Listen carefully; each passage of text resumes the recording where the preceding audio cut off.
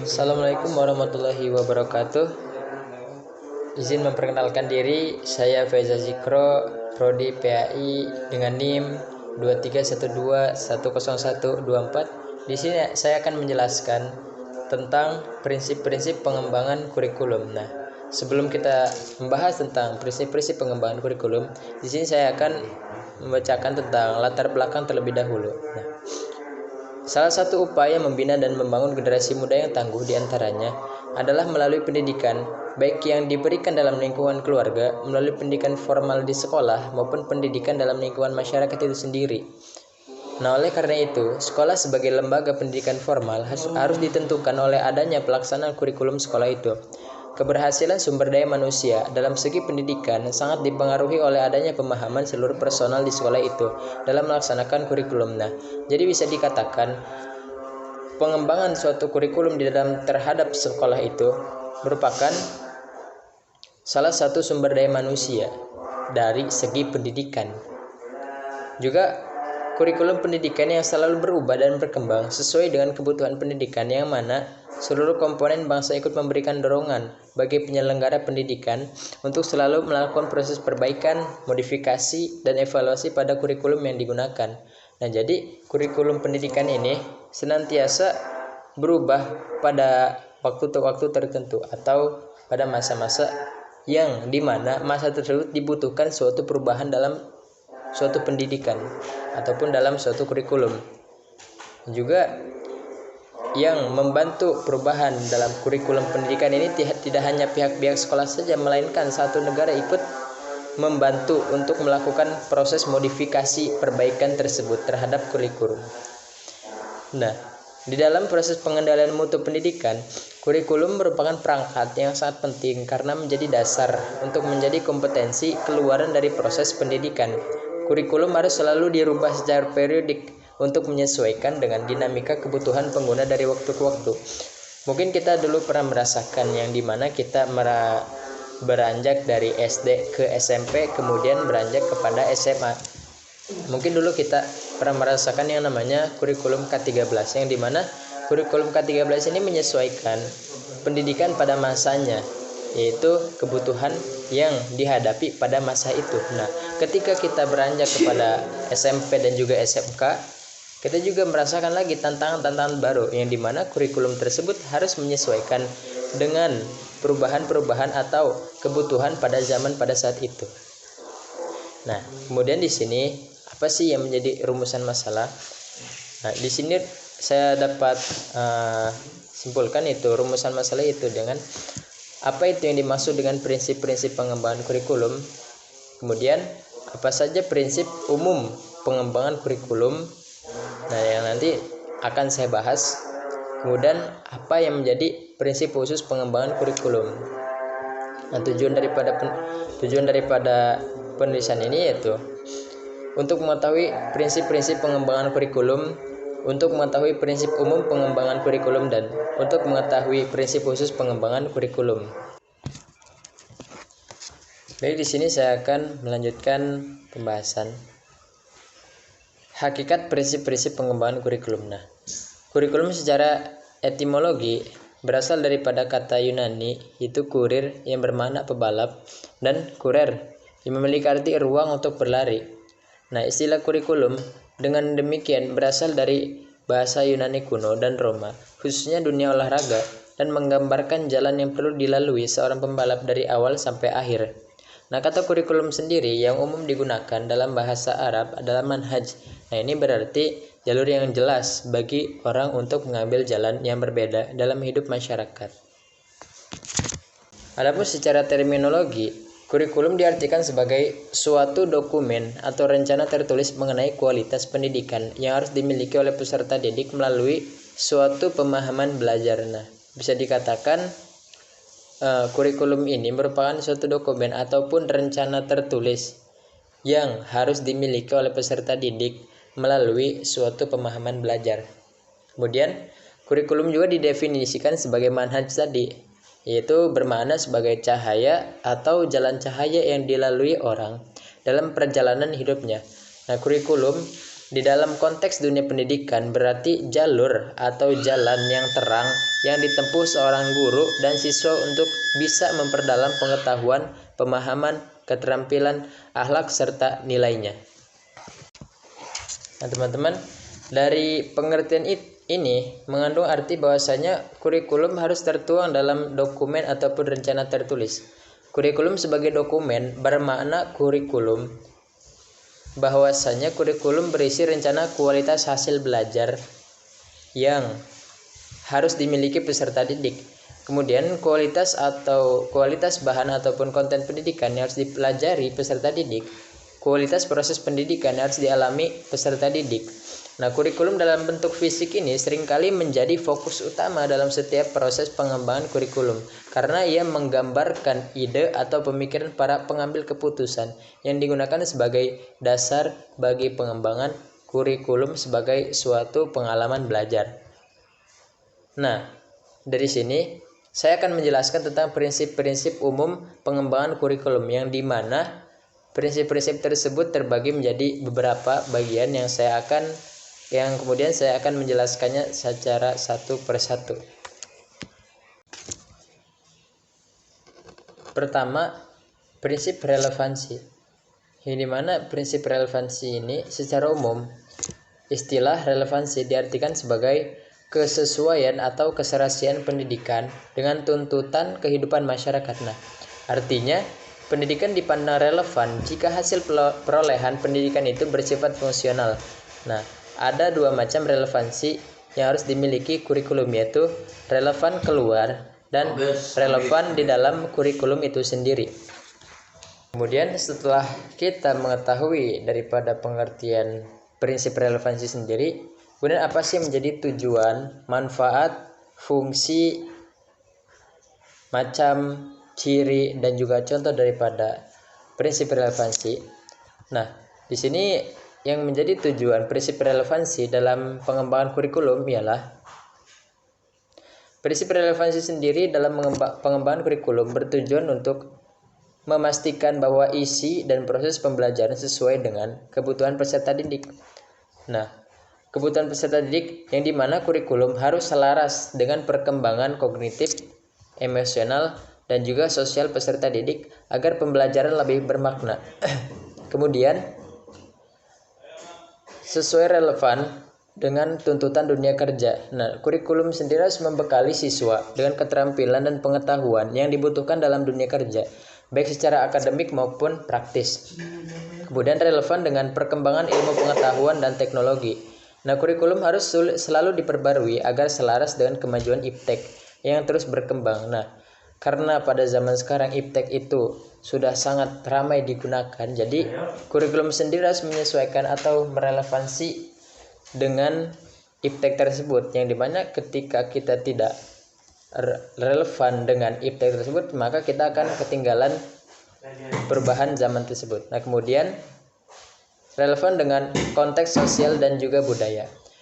Nah, kurikulum harus relevan dengan nilai-nilai, norma, dan budaya masyarakat tempat peserta didik berada agar lebih aplikatif dalam kehidupan sehari-hari. Nah, kemudian apa sih yang menjadi manfaat prinsip relevansi dalam kurikulum? Yaitu manfaatnya untuk pertama meningkatkan motivasi belajar. Nah, jadi relevansi ini akan meningkatkan motivasi belajar yang dimana peserta didik lebih semangat belajarnya karena materi yang dipelajari memiliki keterkaitan dengan kehidupan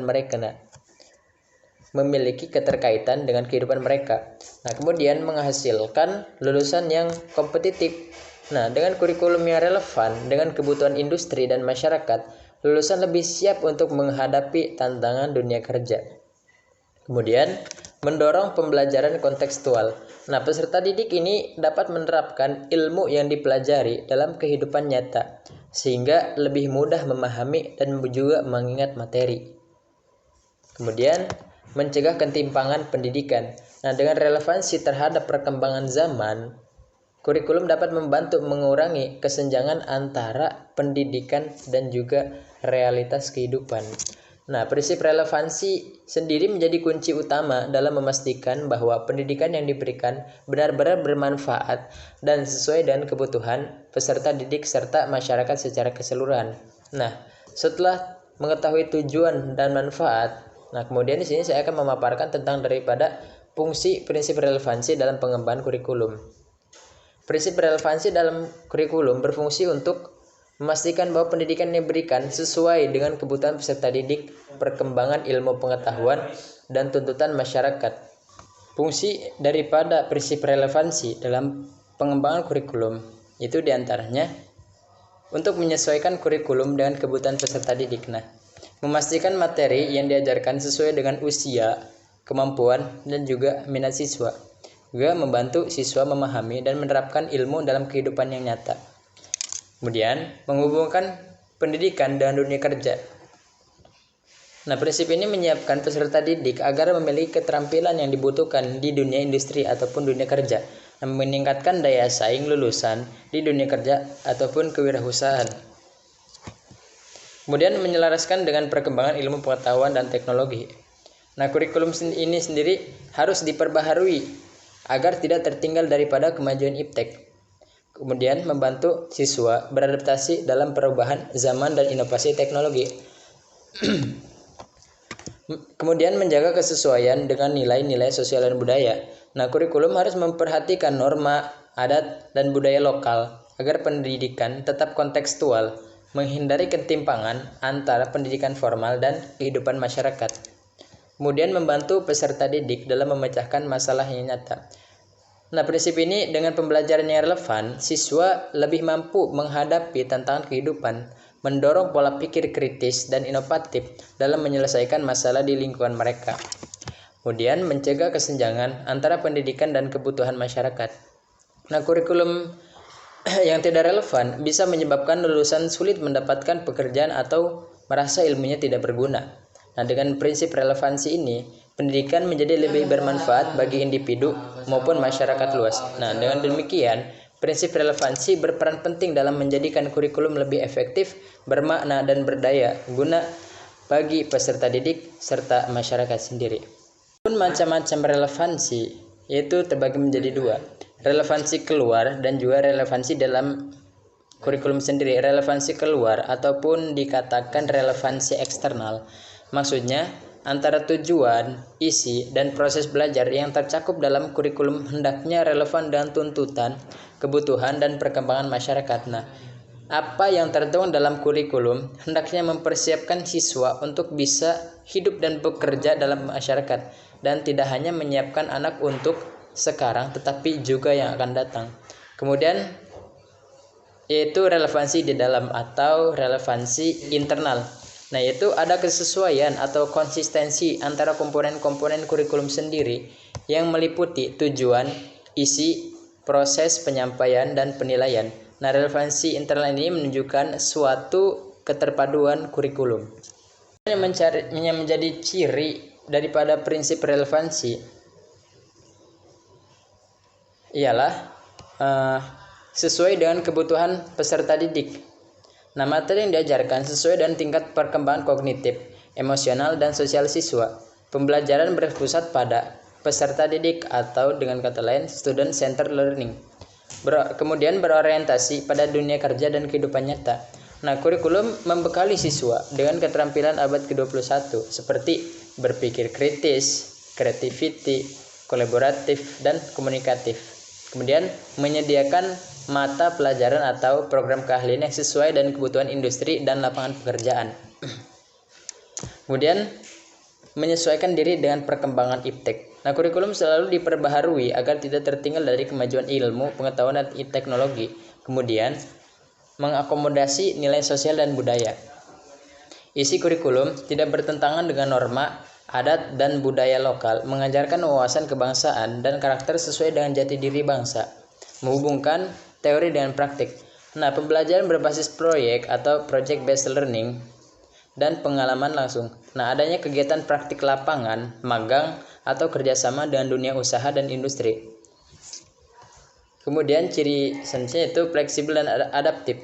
Nah, kurikulum dapat disesuaikan dengan kondisi lokal dan kebutuhan peserta didik, memungkinkan sekolah dan guru untuk menyesuaikan metode pembelajaran sesuai dengan situasi dan perkembangan zaman. Nah, setelah hal itu, di sini ada beberapa contoh relevansi dalam pengembangan kurikulum. Pertama, relevansi dan kebutuhan peserta didik. Nah, kita ketahui kurikulum merdeka. Contohnya itu kurikulum merdeka memberikan kebebasan bagi siswa SMA untuk memilih mata pelajaran sesuai dengan minat dan bakatnya, sehingga mereka bisa lebih fokus pada bidang yang diminati. Kemudian, relevansi dengan dunia kerja dan industri.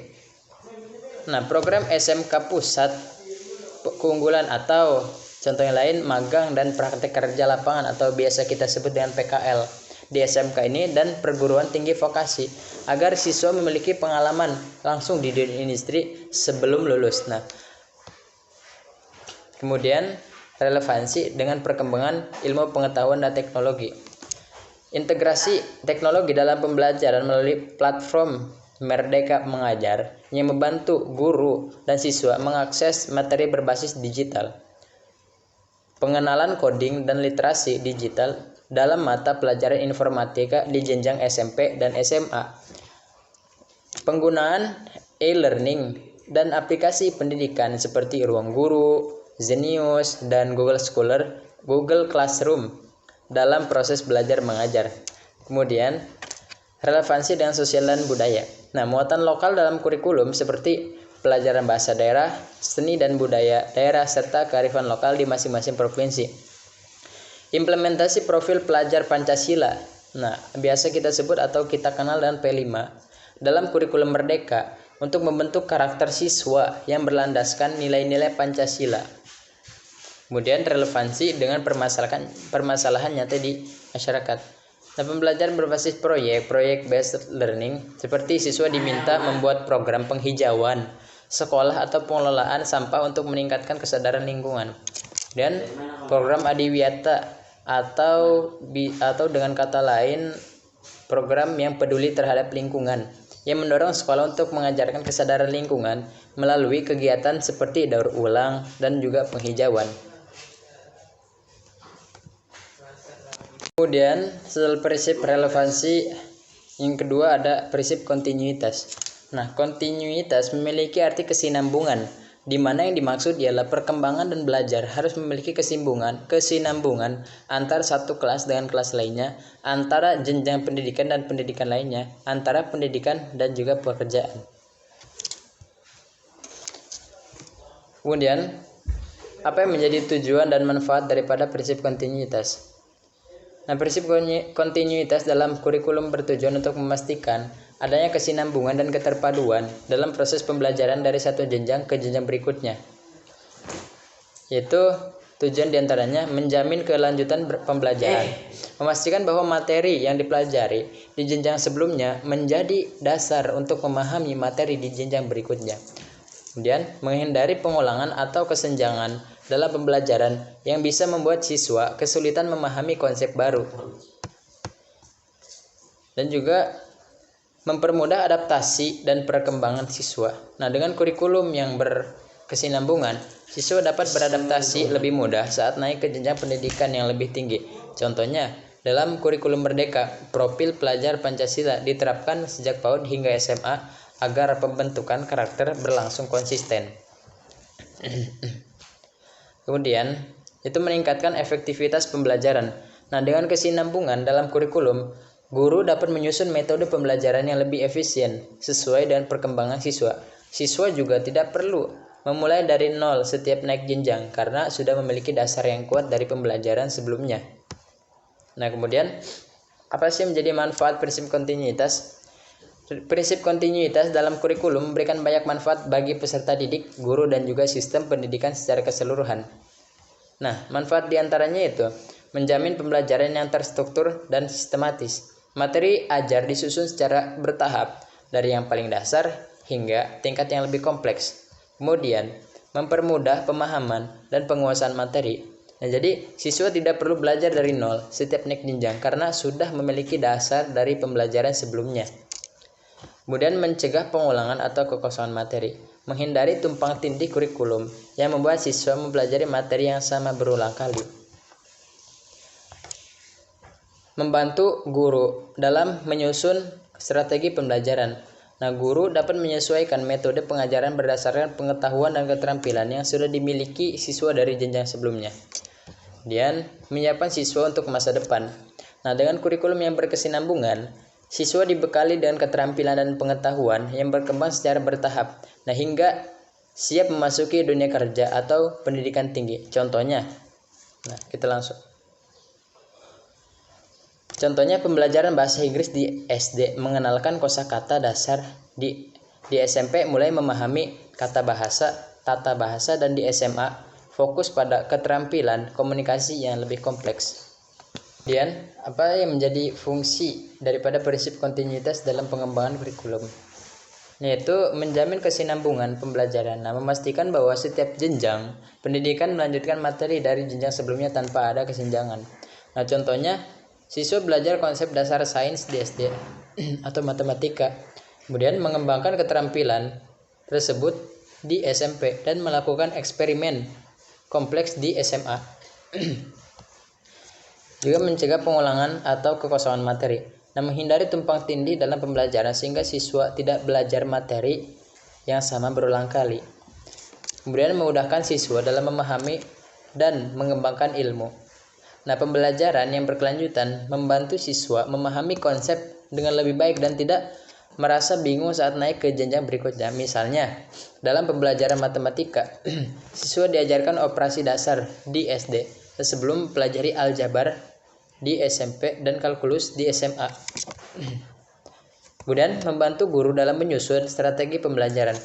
Guru dapat menyesuaikan metode pengajaran berdasarkan tingkat pemahaman siswa dari jenjang sebelumnya, dan juga mempermudah dalam menyusun RPP yang sesuai dengan perkembangan siswa. Kemudian meningkatkan efektivitas dan efisiensi kurikulum. Kemudian menyiapkan siswa untuk masa depan. Nah, dengan kurikulum yang kontinu, siswa akan lebih siap menghadapi tantangan akademik maupun dunia kerjanya.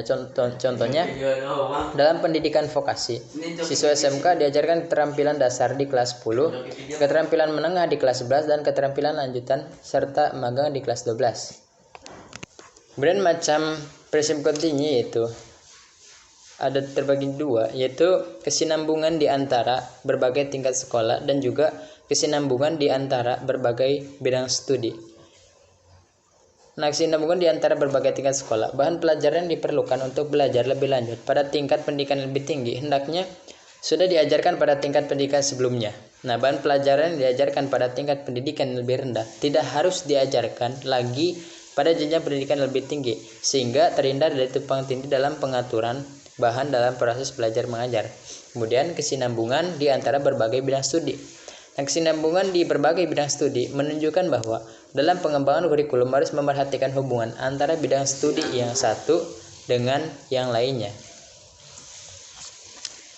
Kemudian untuk ciri-ciri prinsip kontinuitas dalam pengembangan kurikulum dapat kita ketahui dengan tujuan, manfaat, dan juga fungsi daripada prinsip itu sendiri.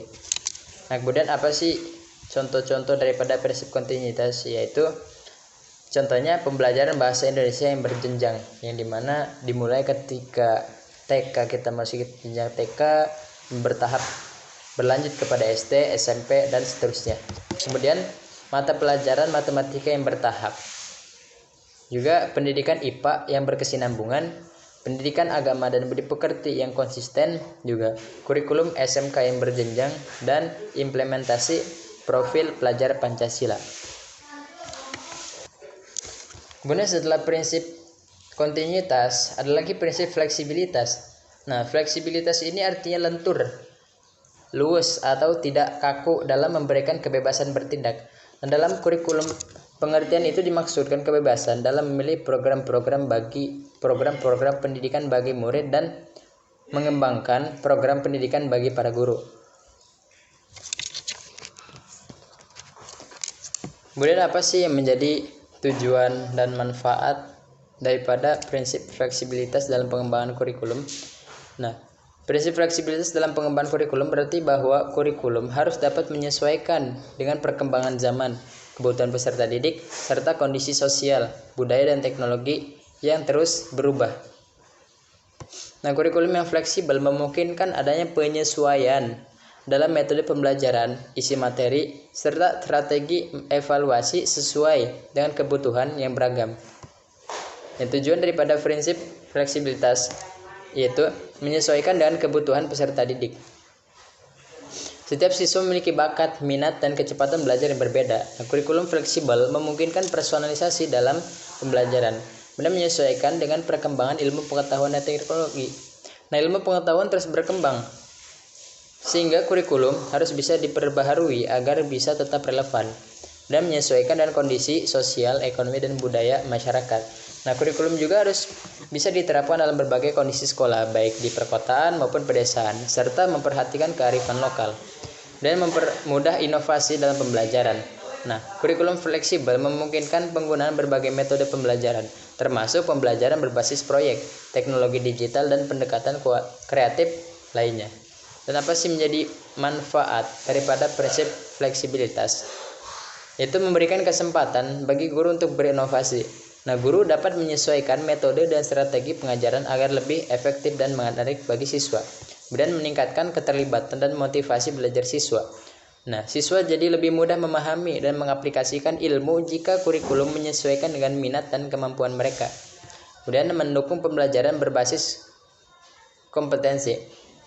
Kemudian memudahkan integrasi teknologi dalam pendidikan. Nah, dengan fleksibilitas, sekolah dapat mengadopsi metode pembelajaran daring, penggunaan aplikasi edukasi, dan teknologi lainnya untuk meningkatkan efektivitas belajar. Kemudian membantu sekolah dalam menghadapi kondisi darurat. Nah, saat terjadi bencana ataupun pandemi, kurikulum yang fleksibel dapat menyesuaikan dengan metode pembelajaran alternatif seperti daring atau hybrid learning. Nah, untuk contoh penerapan prinsip fleksibilitas, yaitu diantaranya dengan kurikulum merdeka. Nah, kurikulum merdeka ini memberikan kebebasan bagi sekolah dan guru untuk menyesuaikan metode pembelajaran sesuai dengan kebutuhan siswa. Kemudian program kelas inklusif dan juga pembelajaran berbasis proyek. Nah, guru dapat menyesuaikan proyek sesuai dengan konteks lokal dan juga minat siswa. Apa sih menjadi prinsip daripada yang menjadi fungsi daripada prinsip fleksibilitas, yaitu menyesuaikan dengan perkembangan ilmu pengetahuan dan juga teknologi, mengakomodasi keanekaragaman peserta didik, menyesuaikan dengan kondisi sosial, budaya, dan ekonomi, memudahkan inovasi dalam metode pembelajaran, mempermudah adaptasi terhadap perubahan kebijakan pendidikan, juga mendukung pendidikan sepanjang hayat atau long life education. Nah, yang menjadi macam-macam prinsip fleksibilitas itu ada berbagai macam, yang dimana saya akan menyebutkan beberapa diantaranya, yaitu fleksibilitas dalam tujuan pendidikan. Nah, kurikulum harus memungkinkan penyesuaian tujuan pendidikan dengan perkembangan ilmu pengetahuan, teknologi, dan kebutuhan masyarakat. Kemudian fleksibilitas dalam evaluasi pembelajaran. Nah, penilaian atau evaluasi pembelajaran harus dapat disesuaikan dengan karakteristik siswa dan tujuan pembelajaran. Dan juga fleksibilitas dalam kurikulum lokal dan nasional. Nah, kurikulum harus memungkinkan adanya muatan lokal yang relevan dan kebutuhan daerah masing-masing. Kemudian ciri-ciri prinsip fleksibilitas dalam kurikulum, yaitu dapat disesuaikan dengan perkembangan zaman.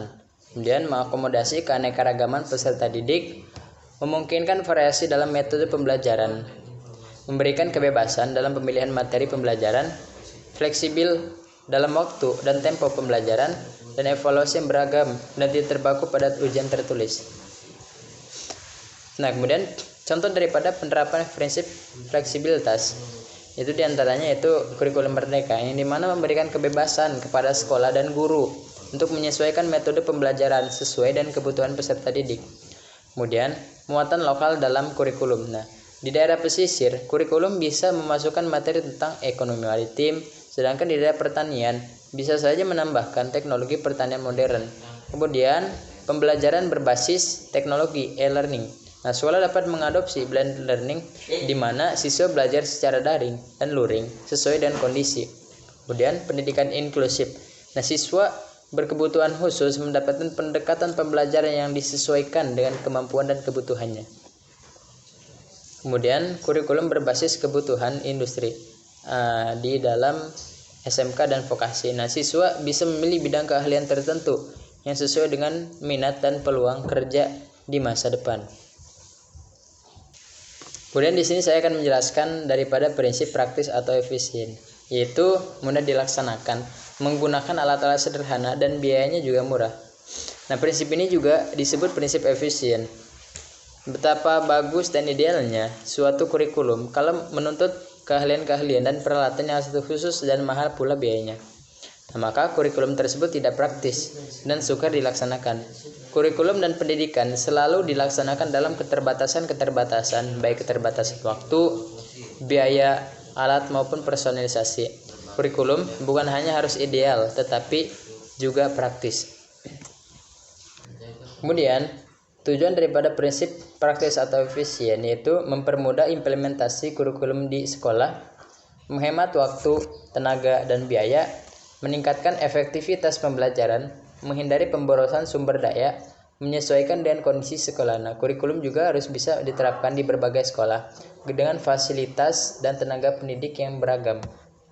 Kemudian, manfaat daripada prinsip praktis atau efisien dalam kurikulum yaitu membantu guru dalam mengajar, meningkatkan pemahaman siswa, mengurangi beban administratif, memaksimalkan penggunaan fasilitas yang ada, dan meningkatkan efisiensi pembelajaran. Jadi tidak ada pemborosan waktu dan tenaga dalam proses belajar mengajar.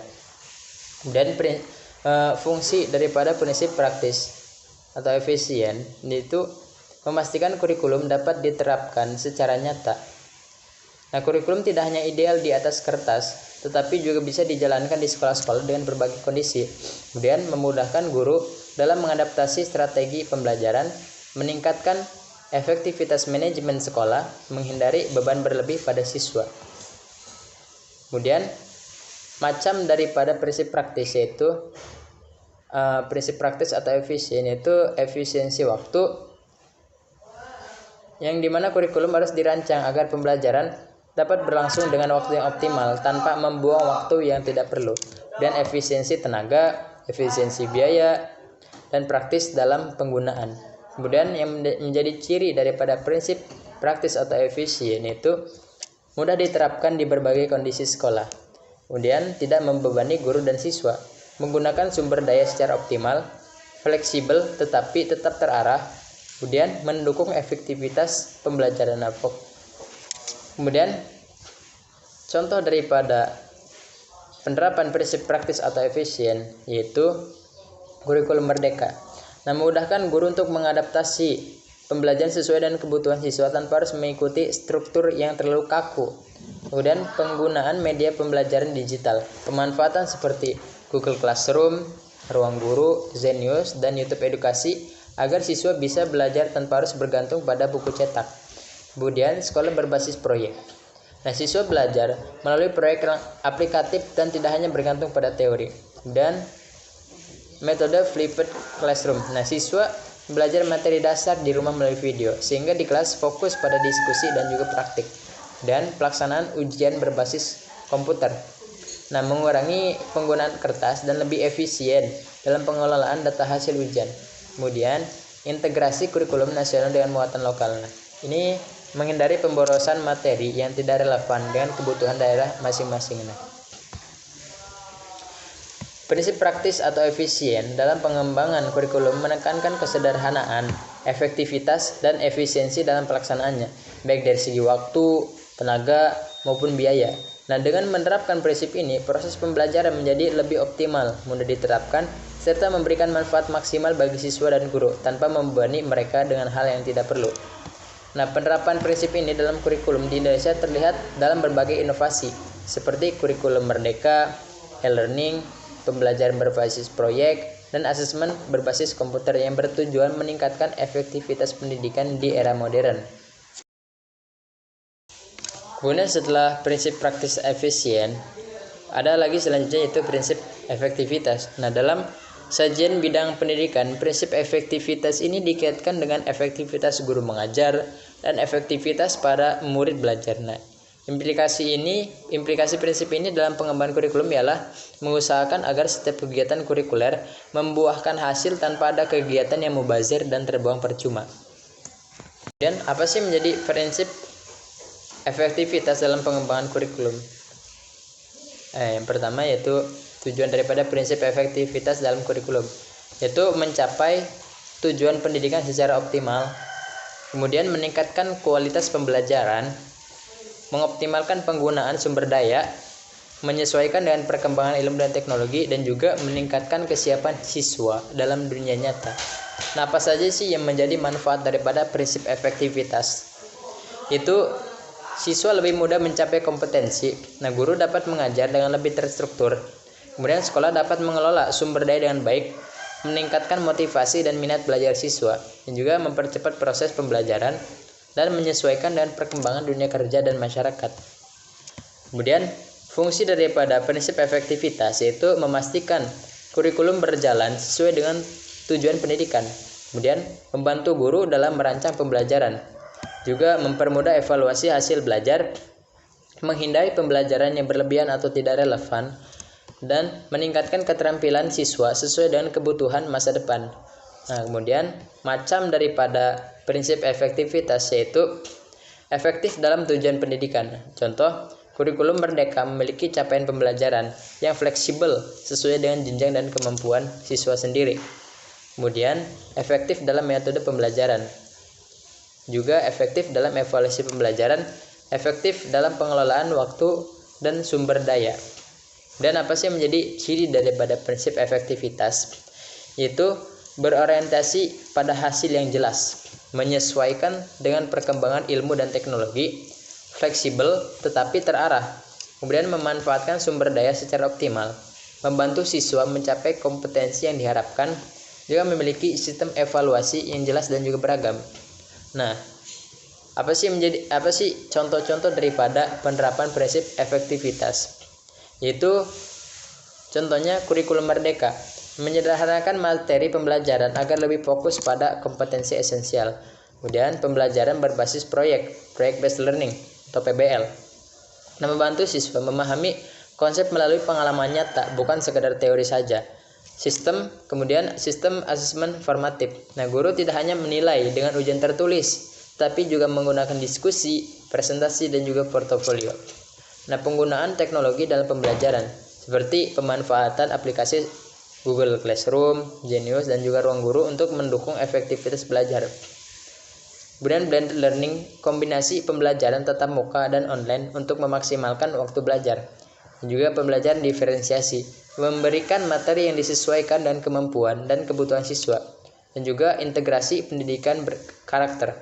Nah, menanamkan nilai-nilai seperti kejujuran, disiplin, dan juga gotong royong dalam kurikulum. Nah, prinsip efektivitas dalam pengembangan kurikulum bertujuan untuk memastikan bahwa kurikulum dapat mencapai hasil pendidikan yang optimal dengan cara yang efisien. Nah, kurikulum efektif harus berorientasi pada hasil, fleksibel tetapi terarah, serta menyesuaikan dengan perkembangan ilmu dan juga teknologi. Nah, penerapan prinsip efektivitas dalam kurikulum di Indonesia terlihat dalam berbagai inovasi seperti kurikulum merdeka, pembelajaran berbasis proyek, penggunaan teknologi dalam pendidikan, serta asesmen berbasis kompetensi. Nah, dengan pendekatan ini, pendidikan dapat lebih berdampak, relevan, dan mampu mempersiapkan siswa menghadapi tantangan masa depan. Setelah kita mengetahui daripada prinsip-prinsip umum pengembangan kurikulum, di sini saya akan menjelaskan tentang prinsip khusus pengembangan kurikulum. Nah, prinsip khusus ini lebih mengarah pada prinsip digunakan pada saat pengembangan kurikulum yang secara khusus, yaitu tujuan, isi, metode, dan juga evaluasi. Misalnya, pada salah satu jenis dan jenjang pendidikan yang ada dengan jenis dan jenjang pendidikan yang lainnya memiliki karakteristik yang berbeda pada beberapa aspek-aspeknya. Nah, perbedaan yang seperti ini juga dapat mengakibatkan adanya penggunaan prinsip yang khas, yang mana prinsip ini sesuai dengan situasi dan kondisi di tempat, serta karakteristik dari jenis dan jenjang pendidikannya tersebut. Prinsip khusus yang terdapat dalam pengembangan kurikulum lainnya, yaitu prinsip pengembangan komponen-komponen kurikulum yang mana satu komponen dan komponen lainnya memiliki prinsip yang tidak sama. Nah, beberapa di antaranya saya akan menjelaskan. Yang pertama yaitu prinsip khusus pengembangan kurikulum, yaitu prinsip yang berkenaan dengan tujuan daripada pendidikan. Nah, tujuan dari pendidikan yang dimaksud adalah tujuan yang bersifat umum, jangka panjang, jangka pendek khusus, dan juga jangka menengah.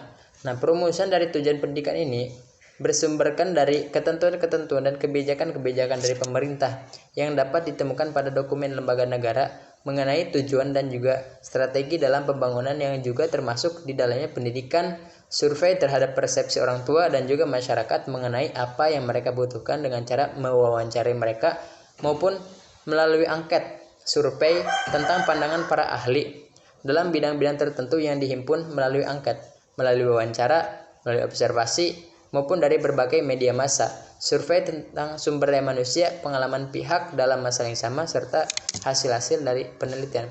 Nah, kemudian prinsip khusus selanjutnya itu prinsip yang berkenaan dengan pemilihan isi pendidikan.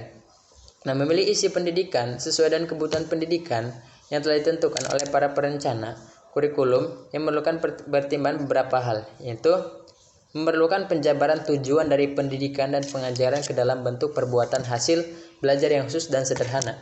Nah, makin umum suatu perbuatan hasil belajar dirumuskan, semakin sulit menciptakan pengalaman belajar. Kemudian, isi bahan pelajaran harus meliputi segi pengetahuan, sikap, dan keterampilan. Unit-unit kurikulum harus disusun dalam urutan yang logis dan juga sistematis. Nah, ketiga ranah belajar yaitu pengetahuan, sikap, dan keterampilan diberikan secara simultan dalam urutan situasi belajar. Nah, untuk hal tersebut diperlukan buku pedoman guru yang memberikan penjelasan tentang organisasi, bahan, dan alat pengajaran secara lebih mendetail. Kemudian prinsip khusus selanjutnya yaitu prinsip yang berkenaan dengan pemilihan proses belajar mengajar. Nah, pemilihan proses belajar mengajar yang digunakan perlu memperhatikan hal-hal sebagai berikut. Apakah metode atau teknik belajar mengajar yang dengan cocok untuk mengajarkan bahan pelajaran? Apakah metode atau teknik tersebut memberikan kegiatan yang bervariasi sehingga dapat melayani perbedaan individual siswa? Apakah metode atau teknik tersebut memberikan urutan kegiatan yang bertingkat-tingkat? Nah, apakah metode teknik tersebut dapat menciptakan kegiatan untuk mencapai tujuan kognitif, afektif, dan psikomotor? Nah, prinsip tersebutlah yang perlu dipilih oleh seorang guru dalam melaksanakan proses belajar mengajar. Nah, untuk belajar keterampilan sangat dibutuhkan kegiatan belajar yang menekankan pada learning by doing di samping learning by saying and knowing. Kemudian prinsip khusus selanjutnya itu prinsip yang berkenaan dengan media dan alat bantu dalam pengajaran. Nah, dalam mewujudkan proses pembelajaran efektif dan efisien, maka harus memerlukan dukungan dari penggunaan media dan alat bantu dalam belajar dengan tepat. Nah, berikut ini beberapa prinsip yang dapat dijadikan sebuah pegangan dalam memilih maupun menggunakan media dan alat bantu dalam belajar. Nah, itu jika ada yang hendak dibuat, maka kita harus memperhatikan terlebih dahulu bagaimana cara pembuatannya, siapa yang membuatnya, serta biaya dan waktu dalam pembuatannya. Kemudian bagaimana pengorganisasian media dan alat bantu pembelajaran, apakah berbentuk modul ataukah berbentuk yang lainnya. Kemudian media dan alat dalam belajar, apakah yang dibutuhkan di dalam proses pembelajaran, apakah sudah tersedia semua, apakah sudah ada alat penggantinya apabila alat yang dicari tidak ada. Nah, kemudian bagaimana pengintegrasiannya di dalam seluruh kegiatan belajar. Nah, hasil yang terbaik akan diperoleh dengan menggunakan multimedia.